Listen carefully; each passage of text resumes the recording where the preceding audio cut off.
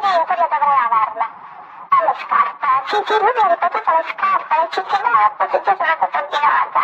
Ho sentito ieri che sono guarda un fatto, a te vengono, perché a me, non c'è. Cioè, vedi che poi il piatto col fondo chiaro, continuano con gli affari. No, non ti preoccupare, tanto loro ci sono, belle, sono tutte nere. Infatti non mi perché l'ha preso un anno e mezzo fa, non ce ne ricordo dove l'ha preso, forse... Comunque la cerca male, ti faccio spento.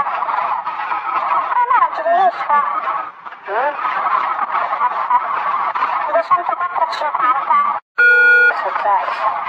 Anche dopo, capisci? Un amico mio, che aveva un bel po' di negozi da fare, mi ha detto, fammeli tu i negozi.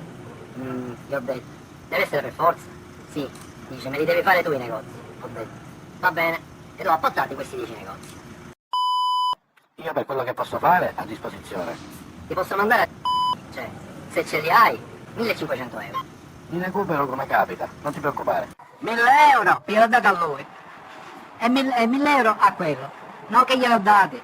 Ora va, colloquio e gliele do. Perché 500 euro glieli ho dati la settimana passata. Perché quando fai il colloquio glieli devo dare almeno 1000 euro. Aspetta. Ho lavorato e non ho lavorato.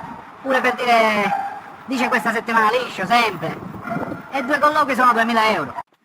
Sto facendo comprare un residence, dandone a me la gestione. Il fatto è questo. 1 euro non lo voglio sulla compravendita, però me lo deve dare in gestione. Contratto quello commerciale per 12 anni e con diritto di operazione se lui un domani lo deve vendere. Il titolare è lo stesso, poi questi siamo in società, insieme al proprietario mio fratello. Ah, a proposito, io oggi gliel'ho detto quel discorso del vostro di... Ah sì? Ah, ho capito.